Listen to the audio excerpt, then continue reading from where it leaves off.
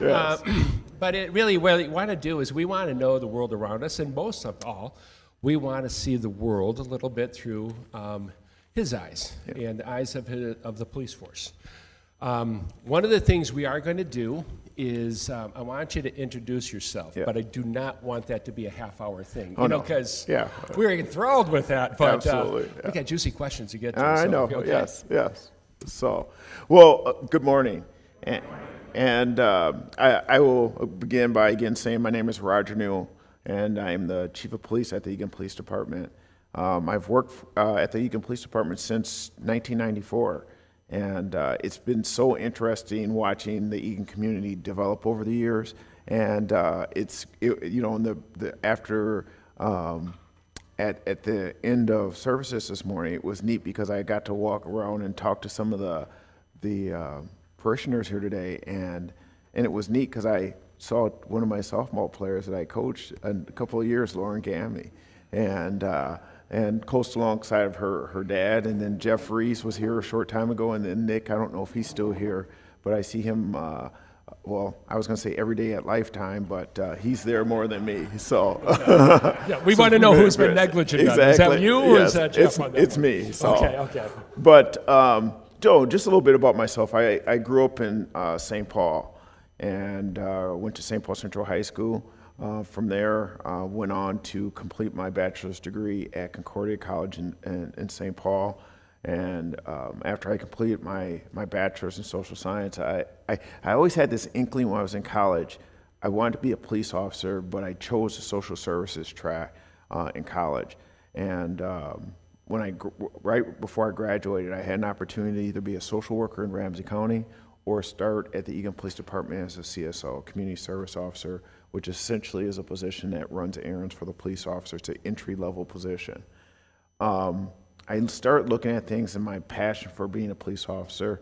I had that ever since I was 6 years old, and I just decided to pursue it.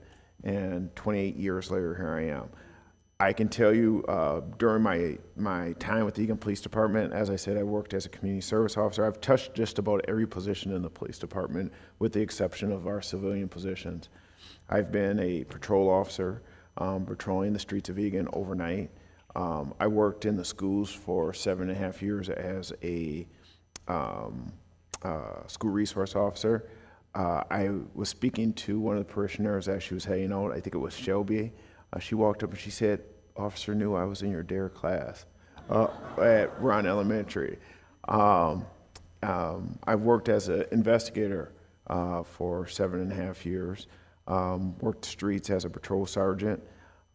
In 2006, I was promoted to the rank of lieutenant, and then in 2016, promoted to the rank of deputy chief, and in 2018, became the chief of police of the Eagan Police Department. And now, almost halfway through my 4th year as chief, I have very interesting stories to tell. You got in just in time. Oh man, yes. Let me ask this question that I asked. When you set out, listening to that journey, what did you hope to accomplish? Like, what drew you into that?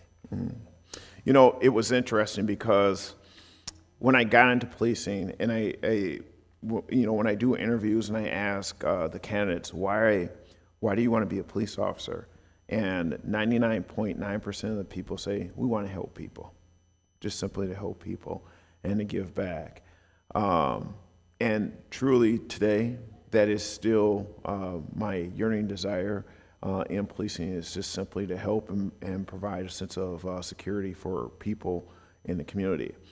I will say that as chief, my priorities have changed, and I would take it back even a step further. I would say when I became a lieutenant in 2006, my priorities changed a little bit in that I knew I wasn't going to have the day-to-day interaction like the patrol officers do with the community, and it became more of development and training and making sure that we have a sound police department and providing guidance to those officers, those newer officers coming in. So my priorities have shifted a little bit. It's still, I still, am all about helping the community and helping people, but within the organization, it's really to develop the new officers so they still can have that sense of commitment to community. So you gave up your glove to become a coach. That's what I'm hearing, right?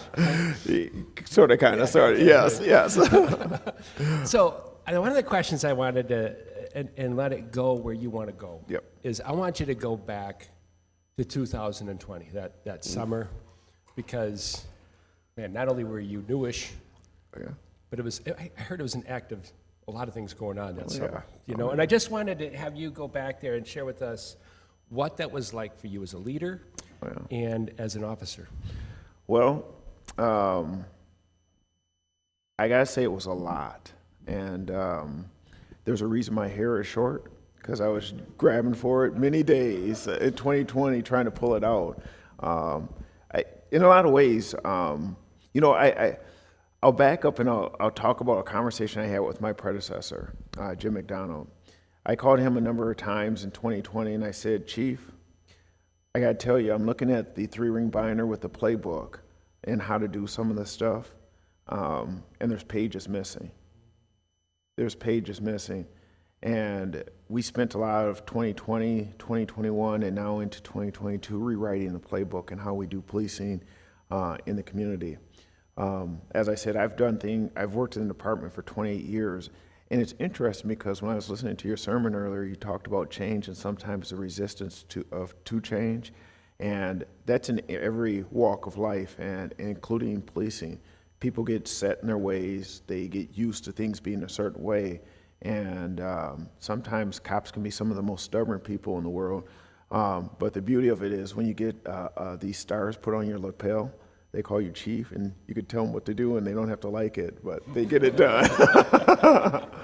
But just going back to some of the events, when you think about 2020, and one of the things here in the Eagan community that many people don't realize is that the chief of police is responsible for emergency management in the community.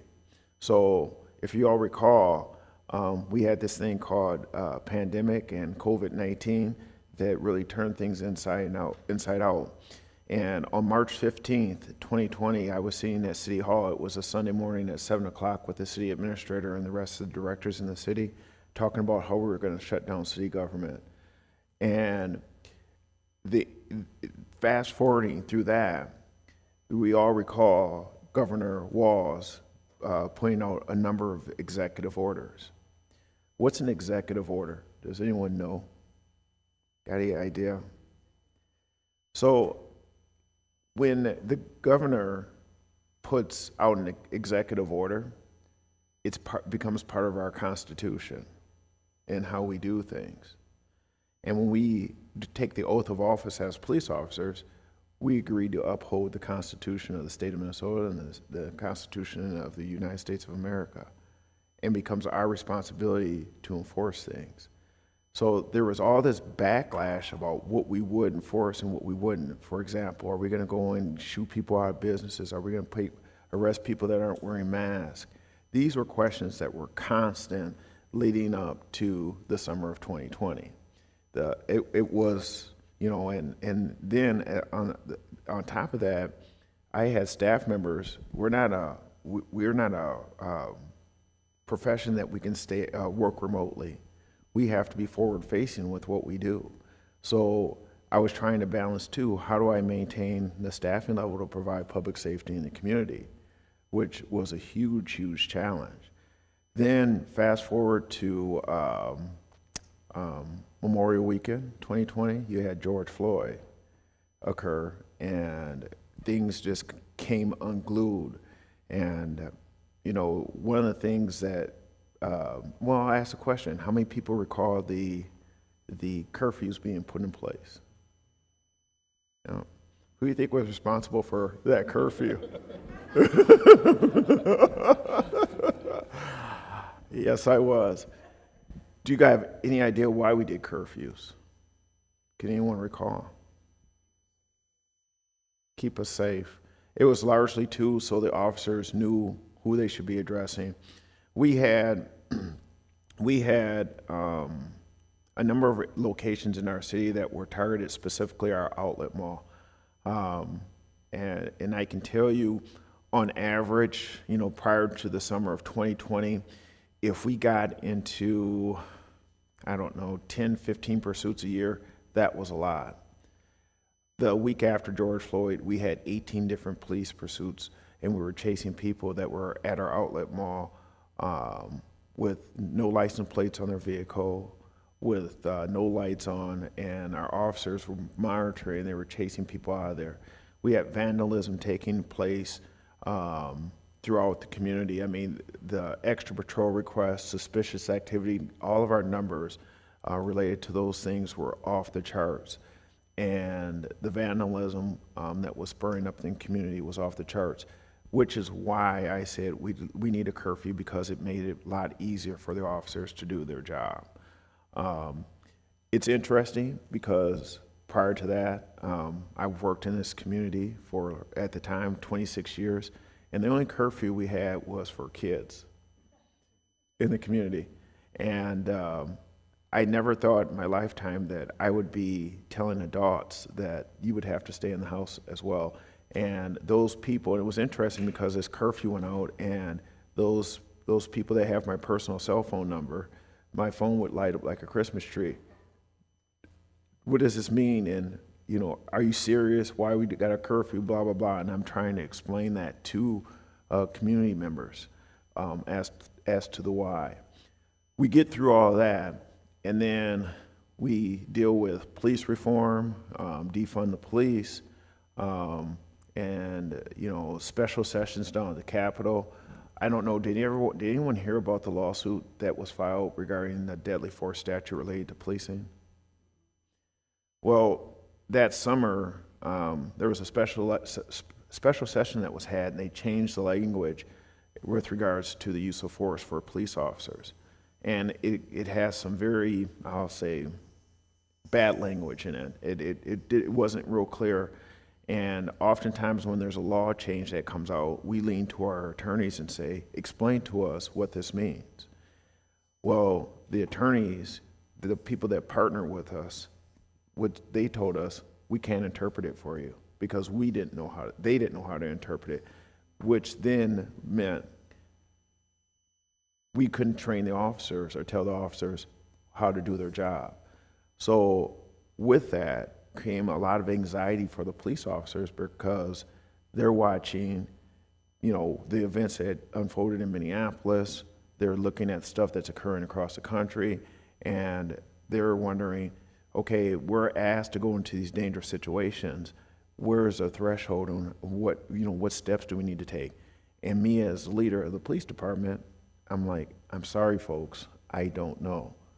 But what it led me to do was get involved in a number of state associations, different boards, working with elected officials to try to get that clarity for the staff. And fast forward to where we're at now, I would say things have become a little bit more clearer since we won the lawsuit, the Minnesota Chiefs of Police Association, the Sheriff's Association, to get some of the language omitted from that was put in place by the state legislature. But it's created some obstacles for us in policing, trying to understand, when force can be applied and when it can't be applied. So it was a very interesting time, and I don't know, continues to be, and I continue to rewrite this playbook. Yes. So tell me, in that, you're asked to go into these situations during COVID, Absolutely. and then you get this pushback about the role. How did that affect your force? Oh, boy. I think we're more fortunate than other agencies in that we have a very, very supportive community. And I think if you were to ask me what helped us get through those difficult times, it was the community. I can tell you the support that came through the door, that was huge, and I think that helped boost morale and give our folks a sense of purpose, or feeling like they had a sense of purpose and support from their community members. But it was difficult. There was a lot of uncertainty, and honestly, there was there was a number of people that really looked at the profession and questioned, do I really want to do this? And, you know, if you've been paying attention to the news or anything in the media with regards to police recruitment, it's no different than the private sector. I think that period of time, though, following George Floyd really impacted the number of people that come in and apply for jobs. And I'll give you an example. In 2015, we had one position that was open at the Eagan Police Department, and we had 300 people that applied for that one position. We just closed a hiring process, and we're looking for 3 police officers. We had 24 applicants. Some agencies in the metro area will post for a position, and they're not gaining any applicants. You have some agencies that are being consolidated by sheriff offices.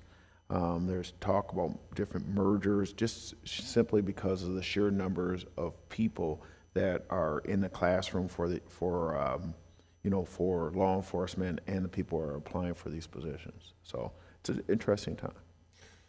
So thinking about that, question I have, and I feel in the church, Yes. there's a similar thing. Yep. Because in the Protestant churches in the 80s and 90s, there was a lot about clergy sexual abuse, and then in the Catholic Church about that whole thing. That it becomes this cloud, and in the Catholic Church, it's like 5% of priests were involved in that. You got 95% that are good. Absolutely. Right? Yes. And the thing that I always wonder when I look at this is sitting there thinking about how do we hold each other accountable without ripping into each other. And then and so like, and this is the landscape that you've been given. So how do you move forward and reform and attract and continue to know what's good about the job? Well, I think simply doing these types of things where you get out and you connect with the community. Immediately after George Floyd, one of the things that I try to do is reach out to the community, because I wanted to hear from our community, how do you want us to police? What is it that you're looking for? And with that, one of the things I've always said when I meet with community members is, listen, I'm going to hear you, but I just simply ask you to hear me too. Hear me too. It's a two-way street, and some things that have come out through interactions like this, and it's interesting because you started and you said we're not going to attack. Feel free to ask me hard questions, because that is what my role is. I've talked to state representatives and legislators and senators regarding policing, and I've said to them, listen, rather than go down to the Capitol and write a new law or put some bill into play that has something to do with policing, challenging me first and foremost and ask me to explain the who, what, when, where, and why something is done. I posed one question to a representative. I said, is a police officer the best person to write a lesson plan for a group of students? And the response I got was no. My follow-up response was, then what makes you think a group of legislators are the best ones to write rules of force or tactics for policing if you've never done it?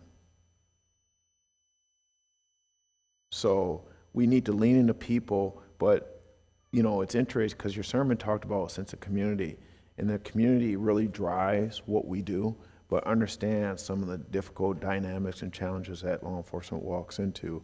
That above and beyond itself is probably one of the biggest things that got missed following George Floyd, was the elimination of law enforcement being part of the collective conversation about reform and reimagining how we do all things policing in the community. So if that's thinking about that, what's the vehicle that guides use of force, proper policing?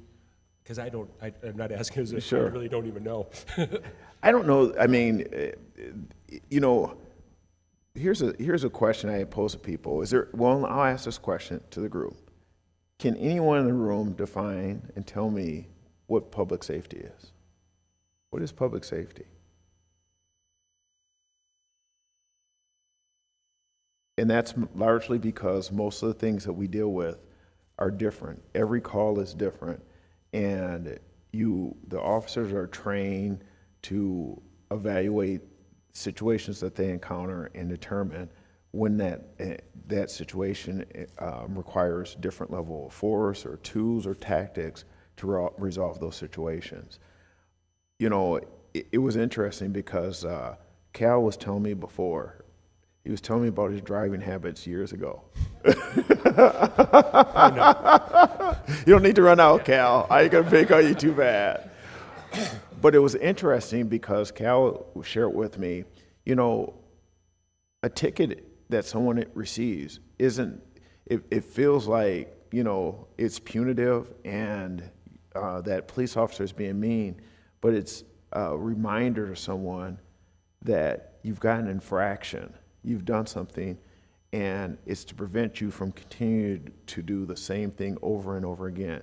And the way our system and the way rules of policing and accountability have worked, when it gets into your pocketbook, it may be a better reminder than just telling you to stop doing it. Now, that being said, if someone could take a guess, on average, the Eagan Police Department, we stop about 17,000 vehicles a year. How many of those are Cal? Well, we won't talk about No, it. We won't talk about I just it. wanted to know. I'm sorry. But from a percentage standpoint, how many of those do you think result in a ticket? 20%.